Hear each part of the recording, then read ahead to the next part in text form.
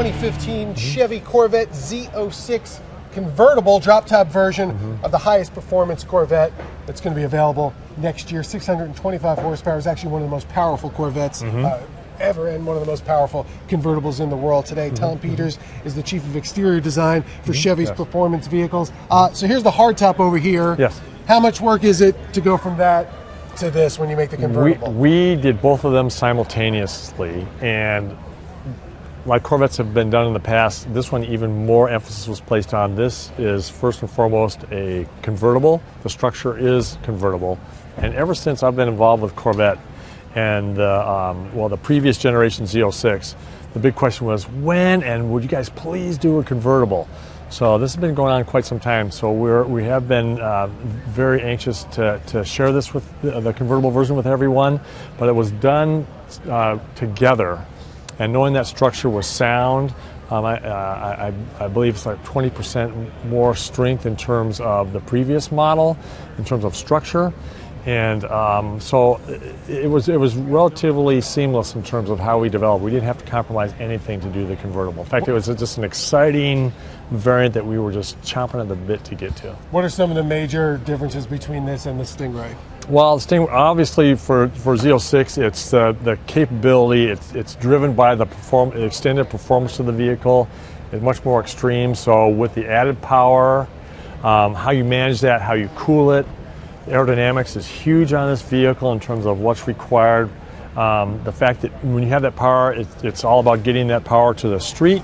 So the tires are larger, the offsets are larger, so the proportions from a design standpoint, lower, wider. It comes across as a very powerful, more extreme version of the Stingray. A lot of the elements on this, the performance elements on the Z06, as well as the Camaro Z28, have to do with homologating it for some of the racing series as well, right? Yes, a lot of influence from our team, Pratt Miller with the cars we campaign, not only for the track, to homologate for racing, but just for the driving performance on the street as well.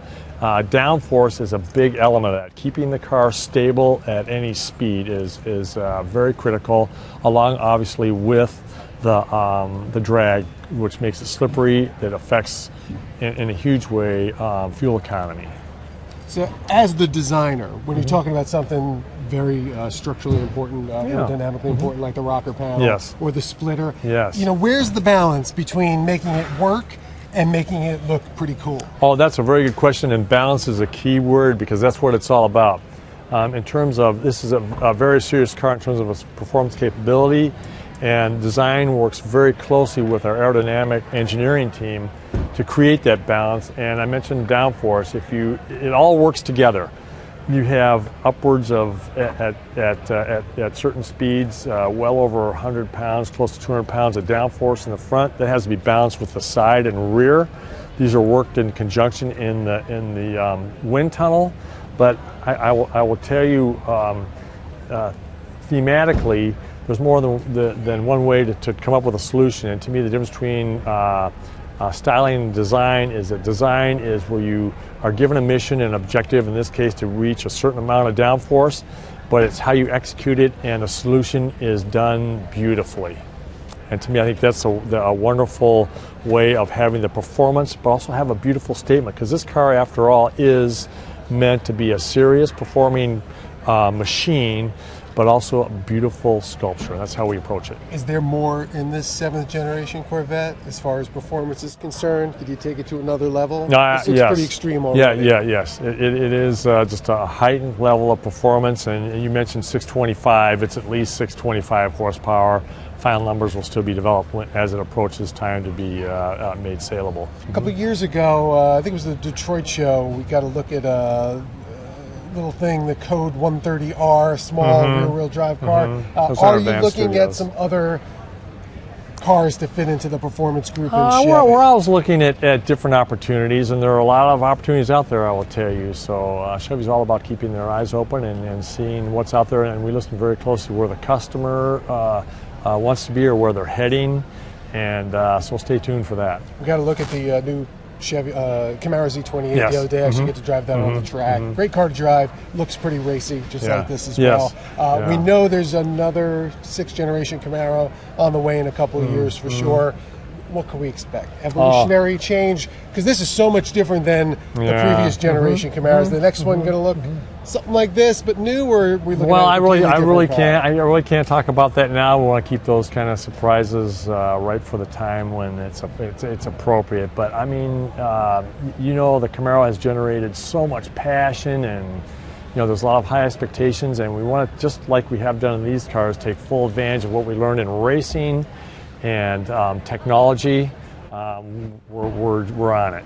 What is the most important element of the Camaro that makes it a Camaro?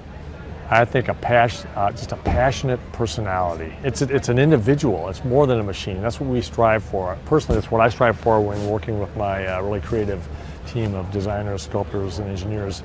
This is more than a machine, more than an appliance. It has to be. I mean, these cars are actually, it seems kind of maybe a little silly, but they become members of people's families almost, And I think they have to evoke a individualistic personality, if you will. If you look at them, they have a face, there's a mouth, there's a character. People name their cars, these cars. And I think that's wonderful.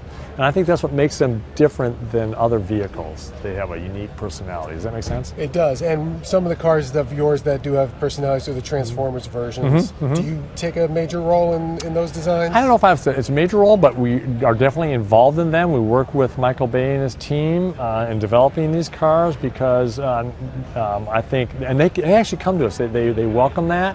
And we contribute in a way. And just to your point, I mean, that's a great example of these are personalities and they're characters, and they're meant to leave a memorable impression. People ask me, what you have to be pretty proud of your vehicles, and what gets you what are you most proud of?